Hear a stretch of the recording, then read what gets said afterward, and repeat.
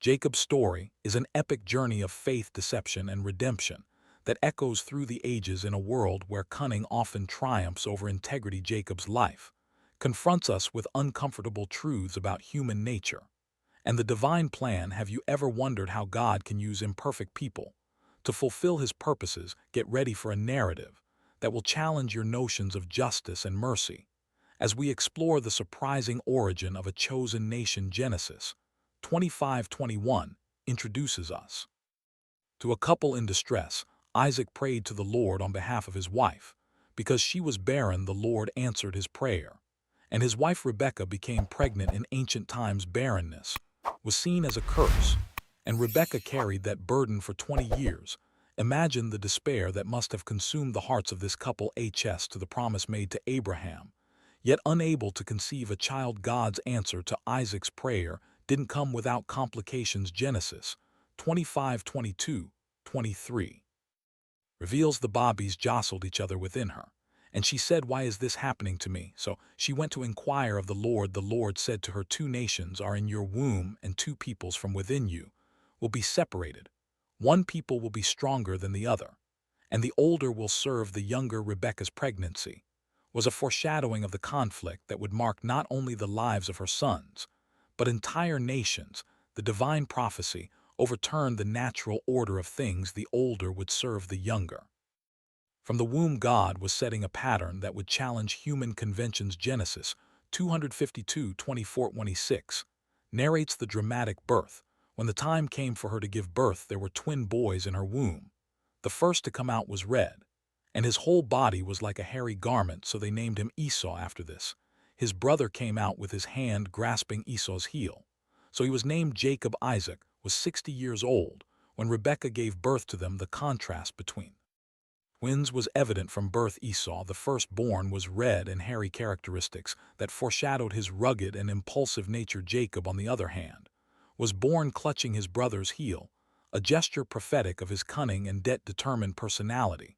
As the boys grew, their differences became more pronounced. Genesis 25:27-28 describes the boys grew up, and Esau became a skillful hunter, a man of the open country, while Jacob was content to stay at home among tents. Isaac, who had a taste for wild game, loved Esau, but Rebekah loved Jacob. Esau became a man of the field, skilled in hunting, embodying the mass masculine ideal of the time. In contrast, Jacob was quiet and domestic, preferring the life of the home. This division of personalities was reflected in their parents' preferences. Isaac favored Esau, while Rebekah preferred Jacob. Parental favoritism sowed the seeds of discord that would later flourish, offering a timeless lesson about the dangers of treating children unequally. The turning point in the brothers' youth came with a seemingly trivial incident that had profound consequences. Genesis 25:29-30 recounts once, when Jacob was cooking some stew, Esau came in from the open country famished. He said to Jacob, "Quick, let me have some of that red stew. I'm famished." That is why he was also called Edom. Jacob replied, "First sell me your birthright. Look, I am about to die." Esau said, "What good is the birthright to me?" But Jacob said, "Swear me first." So he swore an oath to him, selling his birthright to Jacob. Then Jacob gave Esau some bread and lentil stew. He ate and drank, and then got up and left. So Esau despised his birthright. This episode reveals much about the character of both brothers. Esau, impulsive and driven by his immediate appetites, was willing to trade his birthright, a position of great honor and responsibility in patriarchal society, for a meal. His exaggerated claim of being about to die shows his tendency toward hyperbole and instant gratification. Jacob, on the other hand, displayed calculated shrewdness. He saw an opportunity and seized it, manipulating his brother's weakness for his own gain. While his actions may seem questionable by modern standards, they reveal a sharp understanding of the value of the birthright and a willingness to do whatever it took to obtain it. The exchange of the birthright for a meal became a powerful symbol of Esau's recklessness and Jacob's opportunistic nature. The biblical text does not offer explicit moral judgment on Jacob's actions at this moment, but the subsequent narrative will show how this decision shaped the destinies of both brothers and their descendants. The implications of this act were profound.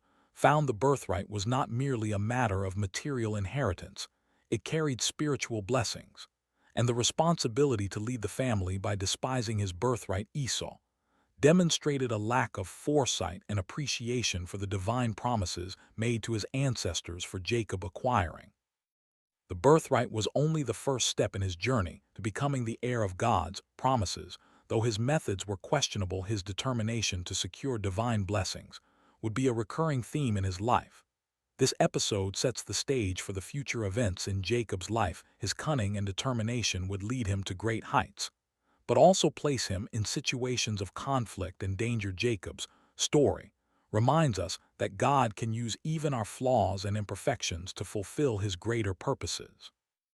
Genesis 27-14 takes us to a crucial moment in Isaac's life. When Isaac was old and almost blind, he called for his older son Esau and said, "My son." "Yes, father," he answered. Isaac said, "I am old and do not know the day of my death. Now take your weapons, your bow and your quiver, and go out to the field to hunt game for me. Prepare for me the delicious food I love, and bring it to me to eat so that I may bless you before I die." Isaac's old age and blindness created a scene of urgency and vulnerability. Aware of his mortality, he wanted to fulfill his paternal duty to bless his firstborn before leaving this world. The blessing was not merely a formality, it was a prophetic and powerful act that would determine the destiny of the blessed, and his descendants. Isaac's plan to bless Esau reveals his continued preference for the older son despite the sale of the birthright years earlier. Perhaps Isaac was unaware of the agreement between the brothers, or considered it invalid. Regardless, his intention to bless Esau triggered a series of events that would forever change the course of the family's history. Genesis 275-10 introduces Rebekah's strategy to favor Jacob. Now Rebekah was listening when Isaac spoke to his son Esau. So, when Esau went to the field to hunt for game, Rebekah said to her son Jacob, "I heard your father say to your brother Esau, 'Bring me game, and prepare me the delicious food to eat so that I may bless you in the presence of the Lord before I die. Now, my son, listen to me as I command you. Go to the flock and bring me 2 choice young goats so that I can prepare some delicious as food for your father, the kind he loves. Then take it to your father to eat so he may bless you before he dies." Rebekah's plan was bold and risky. She not only interfered with her husband, but also placed her favorite son in a dangerous position. Her actions reflect a complex mix of motives: the desire to see God's prophecy fulfilled that the older will serve the younger, her preference for Jacob, and possibly her belief that Jacob was more suited to lead the family. The preparation of the stew was just the first step. Genesis 27:11-17 details Jacob's elaborate disguise. But Jacob said to Rebekah his mother, "But my brother Esau is a hairy man, and I am a smooth man. What if my father touches me? I would appear to be tricking him and bring down a curse on myself, rather than a blessing." His mother said to him, "My son, let the curse fall on me. Just do what I say. Go and get them for me." So he went and got them and brought them to his mother, and she prepared the delicious food his father loved. Then Rebekah took the best clothes of Esau, her older son, which she had at home, and put them on her younger son Jacob. She also covered his hands and the smooth part of his neck with the goat skins. Then she handed to her son Jacob the delicious food and the bread she had made. This passage reveals Jacob's initial hesitation, not from moral principles, but from fear of being caught. Rebekah's response, taking responsibility for any curse, demonstrates her determination to see her plan realize. The elaborate disguise using Esau's clothes and goat skins shows how far they were willing to go to deceive Isaac. Jacob's encounter with Isaac is narrated in Genesis 271:18-29 with palpable tension. Jacob went to his father and said, "My father." "Yes, who are you, my son?" Isaac asked. Jacob said to his father, "I am Esau, your firstborn. I have done as you told me. Please sit up and eat some of my game so that you may bless me." Isaac asked his son, "How did you find it so quickly?" "My son, the Lord your God gave me success," he replied. Then Isaac said to Jacob, "Come near so I can touch you, my son, to know whether you really are my son Esau or not." The scene is filled with suspense. Jacob repeatedly lies, even invoking God's name to lend credibility to his story. Isaac, suspicious, insists on touching his son. Genesis 27:22-23 continues. Jacob went close to his father Isaac, who touched him, and said the voice is the voice of Jacob, but the hands are the hands of Esau. He did not recognize him, for his hands were hairy like those of his brother Esau. So he blessed him. The test of touch reveals Isaac's internal conflict. His senses are at odds. Touch says it's Esau, but the voice is Jacob's, yet trusting his sense of touch more than his hearing, Isaac proceeds with the blessing given to Jacob, recorded in Genesis 27:27-29, is powerful and comprehensive.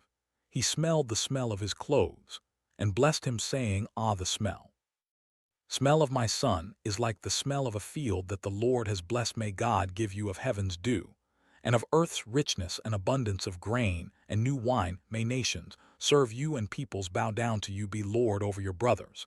And may the sons of your mother bow down to you. Cursed be those who curse you, and blessed be those who bless you. This blessing, rich in imagery and promises, encompass is material prosperity, political dominion, and a special spiritual status. Ironically, the blessing includes dominion over his brothers, echoing the prophecy given before the twins were born. Esau's return and the discovery of the deception are narrated with dramatic intensity in Genesis 27,335. After Isaac finished blessing him and Jacob had scarcely left his father's presence, his brother Esau came in from hunting. He too prepared some delicious food and brought it to his father. Then he said to him, My father, sit up and eat some of my game so that you may bless me. His father Isaac asked him, Who are you? I am Esau, your firstborn. He answered. Isaac trembled violently and said, Who was it then that hunted game and brought it to me? I ate it just before you came, and I blessed him, and indeed he will be blessed. When Esau heard his father's words, he burst out with a loud and bitter cry and said to his father, Bless me, me too, my father.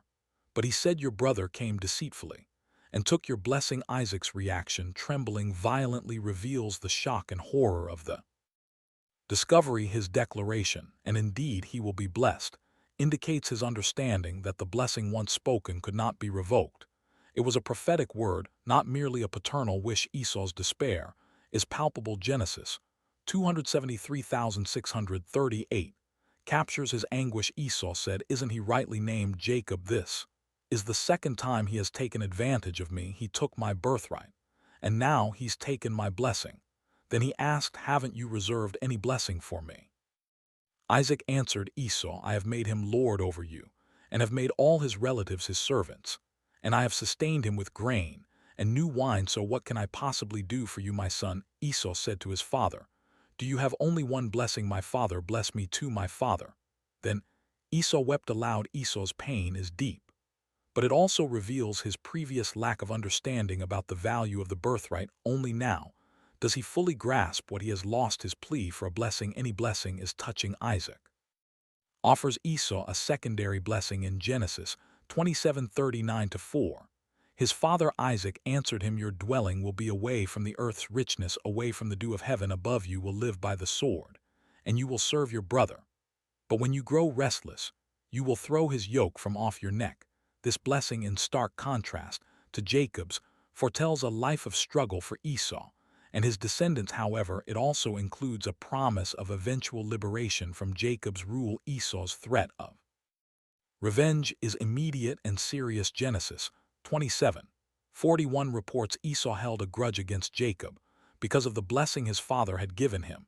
He said to himself, The days of mourning for my father are near, then I will kill my brother Jacob. This plan for murder reveals the depth of Esau's anger and the imminent danger to Jacob. The situation demands swift action. Genesis 27:42-4 outlines Rebekah's plan for Jacob's escape. When Rebekah was told what her older son Esau had said, she sent for her younger son Jacob and said to him, Esau is planning to kill you now. Then, my son, do what I say. Flee at once to my brother Lon in Haran. Stay with him for a while, until your brother's fury subsides. When your brother is no longer angry and forgets what you did to him, I'll send word for you to come back from there. Why should I lose both of you in one day? Rebekah's plan demonstrates her ongoing cunning.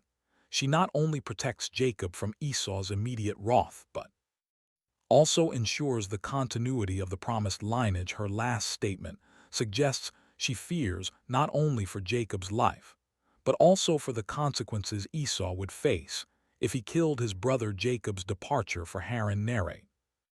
In Genesis 28:15 marks the beginning of a new chapter in his life. Isaac called for Jacob and blessed him then. He commanded him, do not marry a Canaanite woman, go at once to Paddan Aram, to the house of your mother's father Bethuel, take a wife for yourself there, from among the daughters of Lon your mother's brother. May God Almighty bless you, and make you fruitful and increase your numbers, until you become a community of peoples. May he give you and your descendants the blessing given to Abraham, so that you may take possession of the land where you now reside as a foreigner, the land God gave to Abraham. Then Isaac sent Jacob on his way, and he went to Paddan Aram to Lon son of Bethuel the Aramean, the brother of Rebekah, who was the mother of Jacob.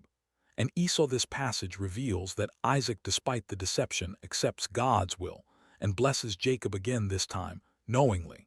He also gives specific instructions about marriage, emphasizing the importance of maintaining the purity of the family line. Thus, Jacob departs, leaving behind a divine Ed family and an enraged brother. His journey to Haran is not just a physical escape, but the beginning of a spiritual transformation.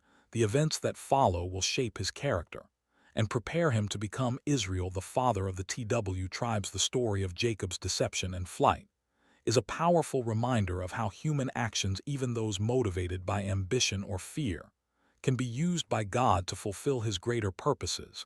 It also illustrates the lasting consequences of our choices and the complexity of family relationships. Genesis 28:10-11 marks the beginning of Jacob's journey toward Haran. Jacob left Bospah and set out for Haran. When he reached a certain place, he stopped for the night because the sun had set. Taking one of the stones there, he put it under his head and then lay down to sleep. Imagine Jacob alone for the first time in his life, fleeing from home, sleeping out in the open, with only a stone for a pillow. It is at this moment vulnerability that God chooses to reveal himself to Jacob in an extraordinary way. Genesis 28:12-15 describes Jacob's famous dream. He had a dream in which he saw a stairway resting on the earth with its top reaching to heaven, and the angels of God were ascending and descending on it. There above it stood the Lord. And he said, I am the Lord, the God of your father Abraham, and the God of Isaac. I will give you and your descendants the land on which you are lying. Your descendants will be like the dust of the earth, and you will spread out to the west, and to the east, to the north, and to the south. All peoples on earth will be blessed through you, and your offspring. I am with you, and will watch over you wherever you go, and I will bring you back to this land. I will not leave you until I have done what I have promised you. This vision of the stairway to heaven is a powerful revelation of the connection between heaven and earth, and of God's constant presence in Jacob's life. The divine promise reaffirms the blessings given to Abraham and Isaac, now extended directly to Jacob. Jacob response, recorded in Genesis 28:16-22, reveals a profound spiritual transformation. When Jacob awoke from his sleep, he thought, surely the Lord is in this place, and I was not aware of it. He was afraid and said, how awesome is this place! This is none other than the house of God. This is the gate of heaven. Early the next morning, Jacob took the stone he had placed under his head and set it up as a pillar and poured oil on top of it. He called that place Bethel, though the city used to be called Luz. Then Jacob made a vow, saying, if God will be with me and will watch over me on this journey I am taking, and will give me food to eat and clothes to wear, so that I return safely to my father's household, then the Lord will be my God, and this stone that I have set up as a pillar will be God's house. And of all that you give me, I will give you a tenth. This vow marks the beginning of a personal relationship between Jacob and God. For the first time, we see Jacob acknowledging God not only as the God of his fathers, but as his own God. Jacob's arrival in Haran is narrated in Genesis 29:1-12, culminating in his encounter with Rachel at the well. Then Jacob continued his journey and came to the land of the eastern peoples. There he saw a well in the field with 3 flocks of sheep lying near it, because the flocks drank from that well. A large stone covered the mouth of the well. When all the flocks were gathered there, the shepherds would roll the stone away from the well's mouth and water the sheep. Then they would return the stone to its place over the mouth of the well. Jacob asked the shepherds, my brothers, where are you from? We are from Haran, they replied. He asked them, do you know Lon Nahor's grandson? Yes, "We know him," they answered. Then Jacob asked, "Is he well?" "Yes, he is," they said, "and here comes his daughter Rachel with the sheep." "Look," Jacob said, "the sun is still high. It is not time for the flocks to be gathered. Water the sheep, and take them back to graze." "We can't," they replied, "until all the flocks are gathered, and the stone has been rolled away from the well's mouth. Then we will water the sheep." While he was still talking with them, Rachel came with her father's sheep, for she was a shepherdess. As soon as Jacob saw Rachel, daughter of Laban, his mother's brother, and Laban's sheep, he went over and rolled the stone away from the well's mouth, and watered his uncle Laban's sheep. Then Jacob kissed Rachel, and began to weep aloud. He told Rachel that he was a relative of her father, and that he was the son Rebekah. She ran and told her father. This encounter at the well echoes similar meetings in his family history, such as Abraham's servant finding Rebekah. Jacob's action of single-handedly rolling away the heavy stone from the well demonstrates his physical strength, and his desire to impress Rachel. The reunion with Laban's family is warm as described in Genesis 29:13-4. As soon as Laban heard the news about Jacob, his sister's son, he hurried to meet him. He embraced him and kissed him, and brought him to his home. And there Jacob told him all these things. Then Laban said to him, "You are my own flesh and blood." However, Laban's initial hospitality quickly turns into a work agreement, as we see in Genesis 29:15-20. Laban said to Jacob, "Because you are a relative of mine, should you work for me for nothing? Tell me what your wages should be." Laban had 2 daughters. The name of the older was Leah, and the name of the younger was Rachel. Leah had weak eyes, but Rachel had a lovely figure and was beautiful. Jacob was in love with Rachel, and said, "I'll work for you 7 years in return for your younger daughter Rachel." Laban said, "It's better that I give her to you than to some other man. Stay here with me." So Jacob served years to get Rachel, but they seemed like only a few days to him. Because of his love for her, this agreement reveals both Jacob's deep love for Rachel and Laban's calculating nature. The 7 years of labor are an ironic inversion of Jacob's situation. He who deceived his father and brother now works faithfully for 7 years. The deceptive marriage is narrated in Genesis 29:21-25. Then Jacob said to Laban, "Give me my wife, my time is completed, and I want to lie with her." So Laban brought together all the people of the place and gave a feast. But when evening came, he took his daughter Leah and brought her to Jacob, and Jacob lay with her. Laban gave his servant Zillah to his daughter as her attendant. When morning came, there was Leah. So Jacob said to Laban, "What is this you have done to me? I served you for Rachel, didn't I? Why have you deceived me?" The irony of this situation cannot be overlooked. Jacob, who deceived his blind father, is now deceived in the darkness of his wedding night. Jacob's question, "Why have you deceived me?" echoes the question that Esau must have asked him years before. Laban's response and the second agreement are described in Genesis 29:26-30. Laban replied, "It is not our custom to give the younger daughter in marriage before the older one finish this daughter's bridal week. Then we will give you the younger one in return for another 7 years of work." And Jacob did so. He finished the week with Leah, and then Laban gave him his daughter Rachel to be his wife. Laban gave his servant Bilhah to his daughter Rachel as her attendant. Jacob lay with Rachel also, and he loved Rachel more than Leah, and he worked for Laban another 7 years. Thus, Jacob finds himself married to 2 sisters, a situation that will create tension and rivalry in the years to come. Jacob's preferential love for Rachel mirrors the favoritism of his own parents, perpetuating a cycle of family conflict. Jacob's children are born amid this rivalry, as described in Genesis 29:31-35 and 31:24. Leah gives birth to Reuben, Simeon, Levi, and Judah. Rachel, unable to conceive, gives her servant Bilhah to Jacob, who bears Dan and Naphtali. Leah, seeing that she stopped having children, gives her servant Zilpah to Jacob, who bears Gad and Asher. Leah then conceives again and gives birth to Issachar and Zebulun. Finally, Rachel conceives and gives birth to Joseph. This narrative of births is filled with tension and competition between the sisters, each seeking to gain Jacob's favor through motherhood. The names given to the children often reflect their mother's emotions and hopes. The years in Haran transformed Jacob from a young bachelor into a man with a large and complex family. Through deceit, hard work, and family rivalries, Jacob begins to experience the consequences of his past actions. However, amid all this, we see the gradual fulfillment of God's promise to make him a great nation. Genesis 30:228 marks the beginning of Jacob's desire to return to his homeland. After Rachel gave birth to Joseph, Jacob said to Laban, "Send me on my way, so I can go back to my own homeland. Give me my wives and children for whom I have served you, and I will be on my way. You know how much work I have done for you."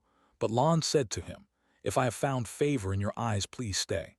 I have learned by divination that the Lord has blessed me because of you." He added, "Name your wages, and I will pay them." This passage reveals the tension between Jacob's desire to return and Laban's desire to keep him, recognizing the blessings Jacob has brought Jacob's prosperity, as a shepherd is described in Genesis 30:29-43. Jacob proposes an apparently unfavorable deal for himself, asking only for the speckled and spotted animals from the flock. However, through a combination of selective breeding and possibly divine intervention, Jacob manages to significantly increase his wealth. Genesis 31:12-3 describes the growing resentment of Laban's sons and God's command for Jacob to return. Jacob, however, heard that Laban's sons were saying, "Jacob has taken everything that belonged to our father and gained all this wealth at our father's expense."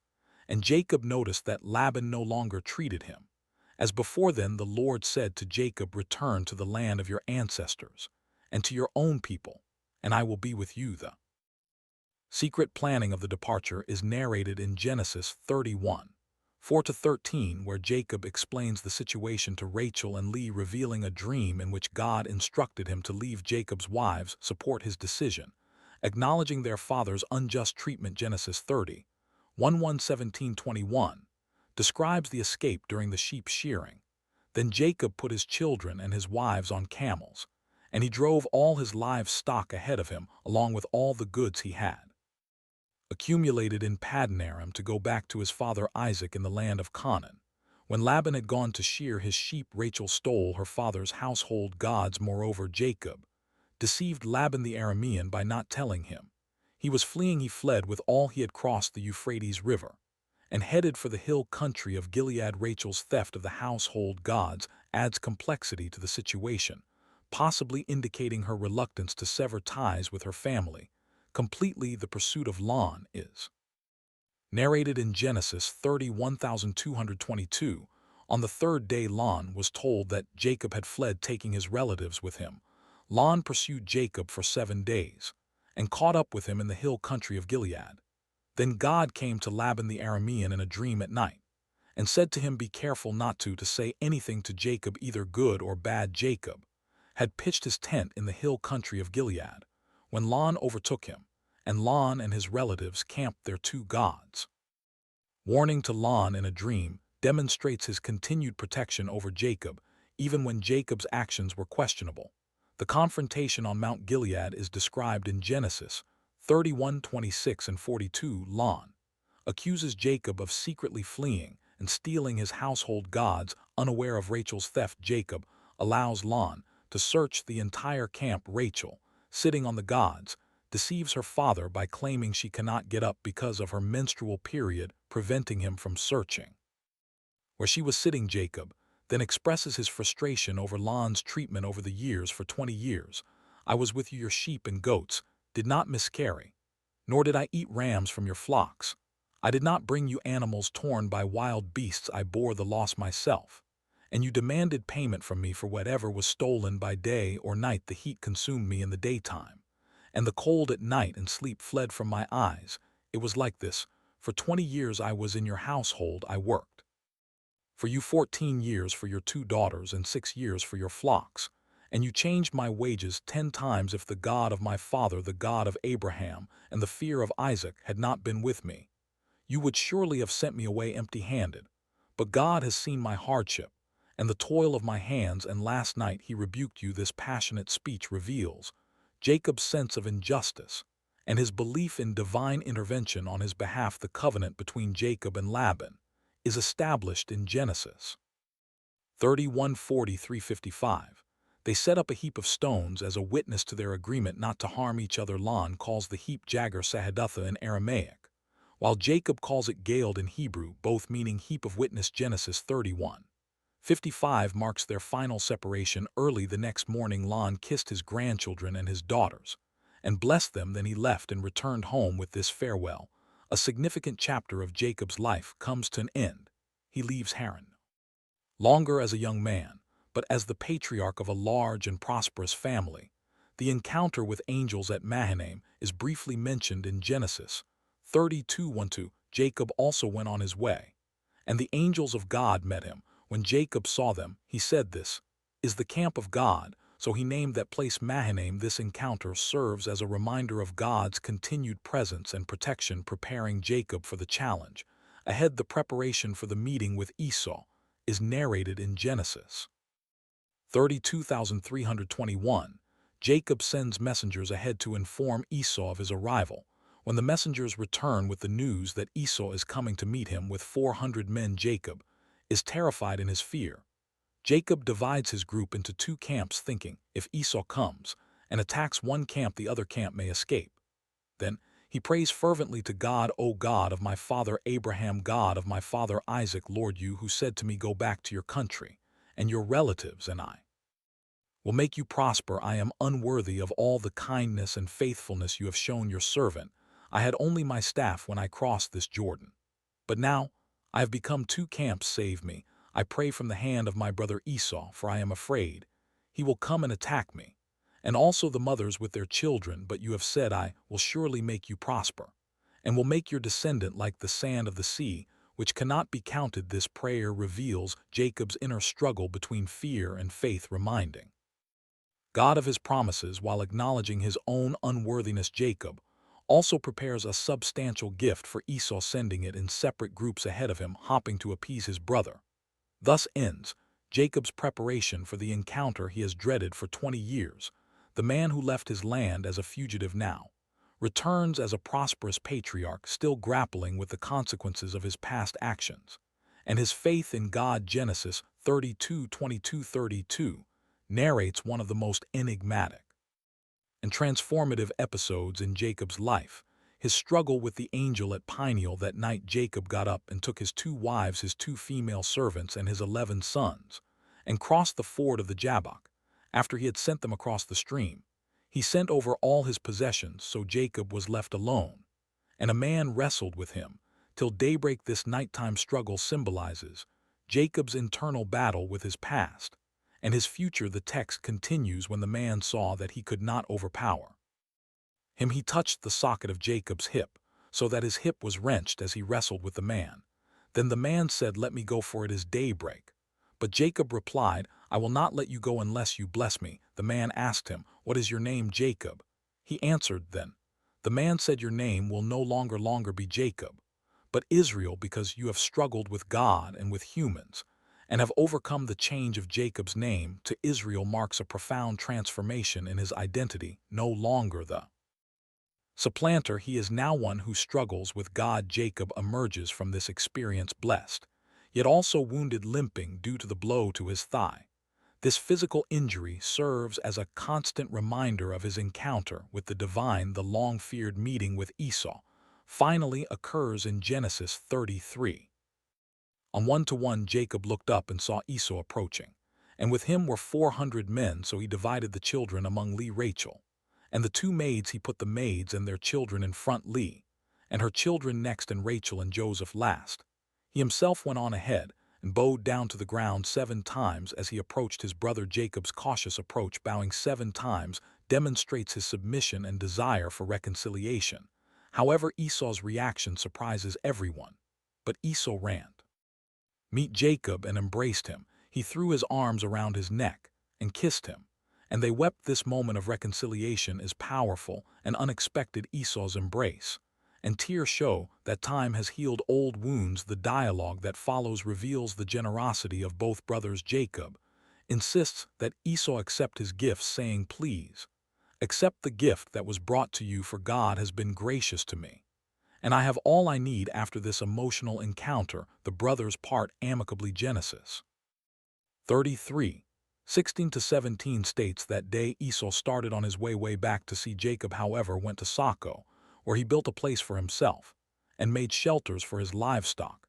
That is why the place is called Soko. Jacob's establishment in Soko and later in Shem marks the beginning of a new phase in his life. Genesis 33:18-20 says, after Jacob came from Paddan Aram, he arrived safely at the city of Shem in Canaan, and camped within sight of the city for 100 pieces of silver he bought from the sons of Hamor, the father of Shem, the plot of ground where he pitched his tent.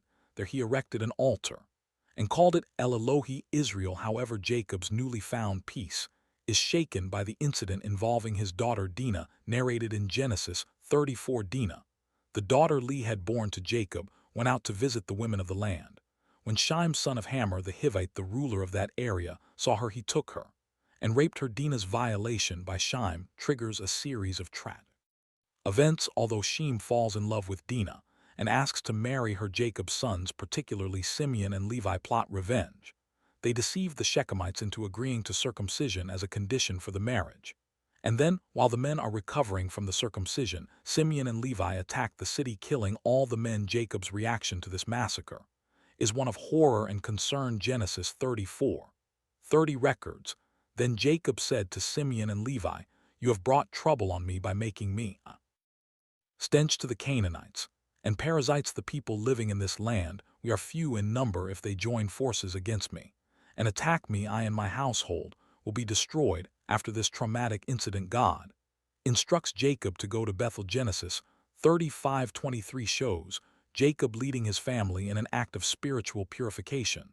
So Jacob said to his household and to all who were with him, "Get rid of the foreign gods you have with you and purify yourselves and change your clothes. Then come, let us go up to Bethel, where I will build an altar to God who answered me in my day of distress and who has been with me wherever I have gone." In Bethel, God reaffirms his promise to Jacob and confirms his name change to Israel. Genesis 35:112 says, God said to him, "Your name is Jacob, but you will no longer be called Jacob. Your name will be Israel."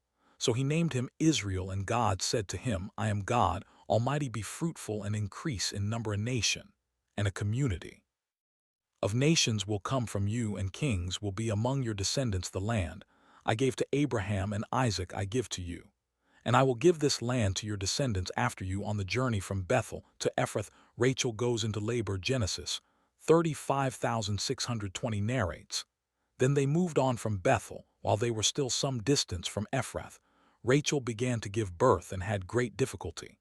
And as she was having great difficulty in childbirth, the midwife said to her, "Don't despair, for you have another son." As she breathed her last, for she was dying, she named her son Ben-Oni, but his father named him Benjamin. So Rachel died and was buried on the way to Ephrath, that is Bethlehem. Rachel's death during Benjamin's birth is a devastating blow to Jacob, marking the end of a significant chapter in his life. The chapter concludes with a final trial for Jacob, the incident involving Reuben and Bha, briefly mentioned in Genesis 35:22. While Israel was living in that region, Reuben went in and slept with his father's concubine Bilhah, and Israel heard of it. This act by Reuben, the firstborn, will have lasting consequences, affecting his position in the family and his future inheritance. Thus, this period in Jacob's life is marked by reconciliation and spiritual renewal, but also by personal and familial tragedies that continue to shape his character and the future of his lineage. Genesis 35:27 marks Jacob's return to his father's house. Jacob came home to his father Isaac in Mamre near Kirjath Arbor, that is Hebron, where Abraham and Isaac had stayed. This return completes the cycle of Jacob's journey, bringing him back to his roots. The death and burial of Isaac are briefly narrated in Genesis 35:28-29. Isaac lived 180 years, then he breathed his last and died, and was gathered to his people old and full of years. And his sons Esau and Jacob buried him. This moment of mourning briefly unites the brothers. Once again, the narrative then shifts to Joseph, Jacob's favorite son. Genesis 37:3-4 describes, now Israel loved Joseph more than any of his other sons, because he had been born to him in his old age. And he made an ornate robe for him. When his brothers saw that their father loved him more than any of them, they hated him and could not speak a kind word to him.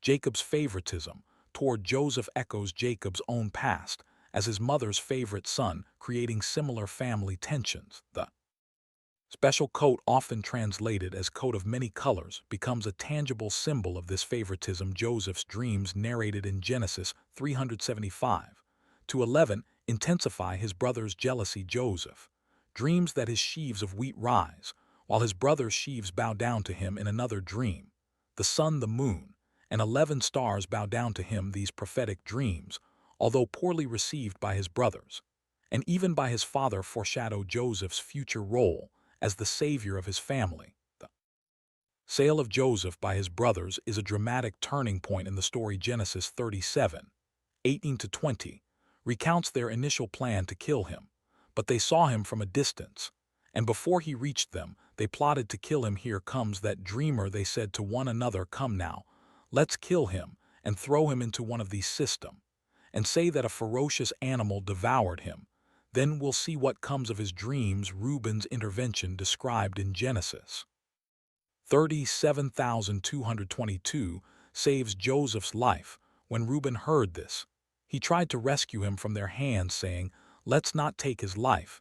He said, "Don't shed any blood, throw him into this system here in the wilderness, but don't lay a hand on him." Reuben said this to rescue him from them and take him back to his father. However, Judah's suggestion to sell him prevails. Genesis 37:26-28 narrates, Judah said to his brothers, "What will we gain if we kill our brother and cover up his blood? Come, let's sell him to the Ishmaelites and not lay our hands on him. After all, he is our brother, our own flesh and blood." His brothers agreed. So when the Midianite merchants came by, his brothers pulled Joseph up out of the cistern and sold him for 20 shekels of silver to the Ishmaelites, who took him to Egypt. The deception of Jacob's sons is detailed in Genesis 37:3133. Then they got Joseph's robe, slaughtered a goat, and dipped the robe in the blood. They took the ornate robe back to their father and said, "We found this, examine it to see whether it is your son's robe." He recognized it and said, "It is my son's robe. Some ferocious animal has devoured him. Joseph has surely been torn to pieces." Jacob's intense mourning is poignant. Genesis 37:34-35 describes, "Then Jacob tore his clothes, put on sackcloth, and mourned for his son many days. All his sons and daughters came to comfort him, but he refused to be comforted. No, he said, I will continue to mourn until I join my son in the grave." So his father wept for him. The years of sadness and mourning for Joseph are a dark period in Jacob's life. Unaware of his beloved son's true fate, he lives with deep pain that even the rest of his family cannot alleviate. The narrative then moves to a time of famine in the land of C. Genesis 421:2 recounts, when Jacob learned that there was grain in Egypt, he said to his sons, "Why do you just keep looking at each other?" He continued, "I have heard that there is grain in Egypt. Go down there and buy some for us so that we may live and not die." Sending his sons to Egypt to buy food sets off a chain of events that will eventually lead to the family reunion. The detention of Simeon in Egypt and the demand to bring Benjamin on the next visit create a dilemma for Jacob. Genesis 42:36 captures Jacob's anguish. Their father Jacob said to them, "You have deprived me of my children. Joseph is no more, Simeon is no more, and now you want to take Benjamin. Everything is against me." His reluctance to send Benjamin, the last son of his beloved Rachel, is understandable in light of his previous losses.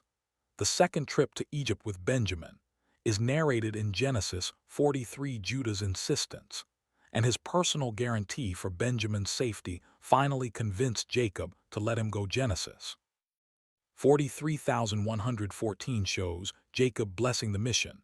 Then their father Israel said to them, "If it must be, then do this: put some of the best products of the land in your bags, and take them down to the man as a gift, a little balm, and a little honey, some spices, and myrrh, some pistachio nuts and almonds. Take double the amount of silver with you, for you must return the silver that was put back into the mouths of your sacks. Perhaps it was a mistake. Take your brother also, and go back to the man at once, and may God Almighty grant you mercy before the man, so that he will let your other brother and Benjamin come back with you. As for me, if I am bereaved, I am bereaved." Joseph's revelation to his brothers, narrated in Genesis 45, is one of the most emotional moments in the biblical narrative.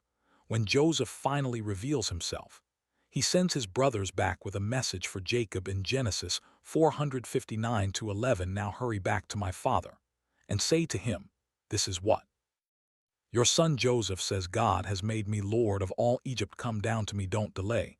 You shall live in the region of Goan and be near me, you, your children, and grandchildren, your flocks and herds. And all you have I will provide for you there, because 5 years of famine are still to come, otherwise you and your household, and all who belong to you will become destitute. The invitation for Jacob to move to Egypt is initially met with disbelief. Genesis 45:26-28. Scribes, they told him Joseph is still alive. In fact, he is ruler of all Egypt. Jacob was stunned. He did not believe them. But when they told him everything Joseph had said to them, and when he saw the carts Joseph had sent to carry him back, the spirit of their father Jacob revived. And Israel said, I'm convinced my son Joseph is still alive. I will go and see him before I die. Jacob's initial hesitation is understandable given the magnitude of the news. However, he receives divine confirmation in BBA, as narrated in Genesis 46:24. And God spoke to Israel in a vision at night, and said, Jacob, Jacob, here I am. He replied, then God said, I am God, the God of your father. Do not be afraid to go down to Egypt, for I will make you into a great nation there. I will go down to Egypt with you, and I will surely bring you back again. And Joseph's own hand will close your eyes. The journey to Egypt and the emotional reunion with Joseph are described in Genesis 46:29-30. Joseph had his chariot made ready and went a-going to meet his father Israel. As soon as Joseph appeared before him, he threw his arms around his father and wept for a long time. Israel said to Joseph, now I am ready to die, since I have seen for myself that you are still alive. The settlement in the land of Goan marks the beginning of the final phase of Jacob's life. Genesis 477-10 narrates Jacob's encounter with Pharaoh. Then Joseph brought his father Jacob in and presented him before Pharaoh. After Jacob blessed Pharaoh, Pharaoh asked him, how old are you? And Jacob said to Pharaoh, the years of my pilgrimage are 130. My years have been few and difficult, and they do not equal the years of the pilgrimage of my fathers. Then Jacob blessed Pharaoh and went out from his presence. The last 17 years of Jacob's life in Egypt were a time of relative peace and prosperity. Genesis 47:27-28 summarizes, now the Israelites settled in Egypt in the region of Goan. They acquired property there and were fruitful and increased greatly in number. Jacob lived in Egypt 17 years, and the years of his life were 147. Jacob's final blessings are recorded in Genesis 48-49. He adopts Ephraim and Manasseh, Joseph's sons, as his own, elevating them to the status of tribes in a reflection of his own story. Jacob crosses his hands as he blesses them, giving the younger Ephraim the greater blessing. The prophecies for each of Jacob's 12 sons narrated in Genesis 49 are rich in symbolism and meaning for Israel's future as a nation. Each son receives a blessing, or in some cases, a rebuke that will shape the destiny of his tribe. Jacob's instructions for his burial are clear and emphatic. Genesis 49:29-32 records, then Jacob gave them these instructions: I am about to be gathered to my people. Bury me with my fathers in the cave in the field of Ephron the Hittite, the cave in the field of Melah near Mamre in Canaan, which Abraham bought along with the field as a burial place from Ephron the Hittite. There Abraham and his wife Sarah were buried. There Isaac and his wife Rebekah were buried. And there I buried Leah. Jacob's death and the national mourning in Egypt are described in Genesis 49:33-53. When Jacob had finished giving instructions to his sons, he drew his feet up into the bed. Bria did his last and was gathered to his people. Joseph threw himself on his father and wept over him and kissed him. Then Joseph directed the physicians in his service to embalm his father Israel. So the physicians embalmed him, taking a full 40 days, for that was the time required for embalming. And the Egyptians mourned for him 70 days.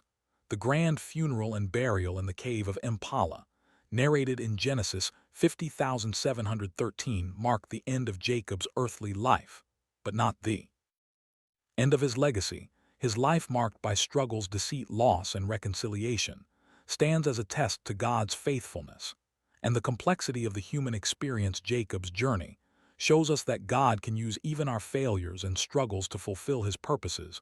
What lessons have you drawn from the life of this patriarch? How does Jacob's story relate to your own journey of faith?